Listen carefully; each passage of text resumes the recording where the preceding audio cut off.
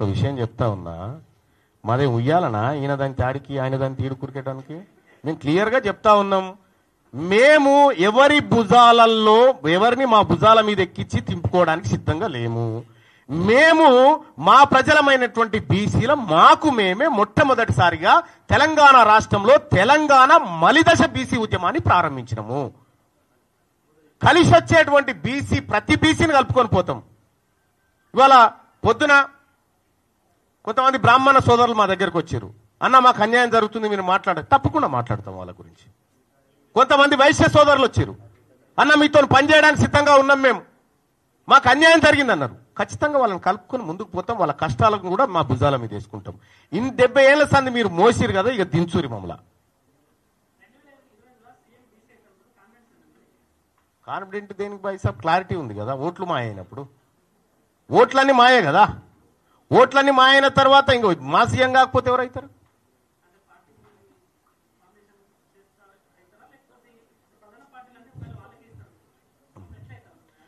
బీసీల కోసం ఒక వేదిక రావాల్సిందే, అది అప్రాప్రియేట్ టైంలో ఖచ్చితంగా ఈ వర్గాల నుంచి వస్తుంది. అప్పటి వరకు మేము బీసీలను చైతన్యవంతం చేసి ముందుకు తీసుకుపోవడం మా బాధ్యత.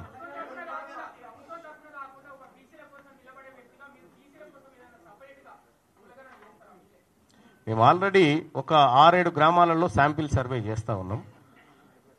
సో నేను ఈ ప్రభుత్వాన్ని కూడా చేస్తూ ఉన్నా, నాకు ఆ పని చూపించడానికి ముఖ్యమంత్రి గారు, మీరు చేసినటువంటి కులగణన ఏ ఊర్లో చేసిరో ఆ ఊర్లో ఉన్నటువంటి క్యాస్ట్ వైజ్ వివరాలు ఆ గ్రామ పంచాయతీ దగ్గర అంటూ పెట్టాలా, ఏది ఆ నోటీస్ బోర్డులో పెట్టాలా, ఏ వార్డులో చేసిరో ఆడ పెట్టుర్రి.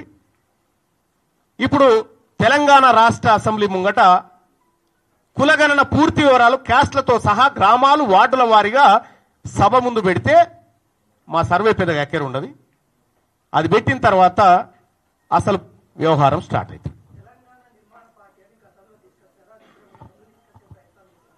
అంటే తీసుకురాలేదు దాన్ని, వాస్తవంగా అప్పట్లో అనుకున్నటువంటి కార్యక్రమం కానీ తీసుకురాలేదు.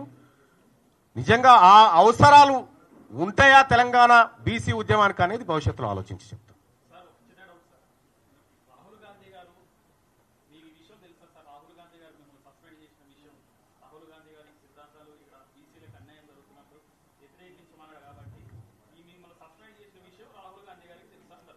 అంటే విషయం ఏంటంటే రాహుల్ గాంధీ గారికి తెలుసా, రాహుల్ గాంధీ గారికి తెలవందే రీసర్వే జరగలేదని నేను అనుకుంటా ఉన్నా. ఇక్కడ రీసర్వే జరగడానికి మేము ఇచ్చినటువంటి నివేదిక, నేను పోయి చర్చించినటువంటి అంశాలు ప్రధానంగా కొంత కారణమైనవి. ఒక సాహిత్యకమైనటువంటి డాటాతో పోయి ఇది జరిగిన విషయం అని చెప్పిన తర్వాత రీసర్వేకు ఏదో ఆదేశించిన తర్వాత కొద్దిమంది ఇంటలెక్చువల్తోని రాహుల్ గాంధీ గారే స్వయంగా ఇక్కడ కమిటీ వేసుకున్నాడు ఇక్కడ జరిగిన వ్యవహారం పైన.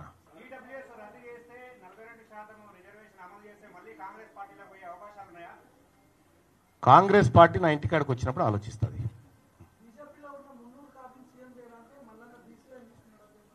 మాకేం పని లేదా బాయ్ సాబ్, మేము బీసీలం. ఫస్ట్ మేము పార్టీలను భుజాలకు ఎత్తుకోవడానికి సిద్ధంగా లేము, మా ప్రజల కష్టాలను ఎత్తుకోవడానికి పోతా ఉన్నాము.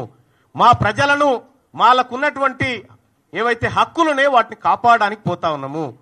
BJP Bharatiya Janata party BC సీఎంని చేస్తా అంటే మేము ఎందుకు వద్దంటాం? కాంగ్రెస్ పార్టీ రేవంత్ రెడ్డి గారు దిగి రేపు పొద్దుగాల బీసీని పెడతామంటే మేము ఎందుకు వద్దంటాం బాయ్ సాబ్?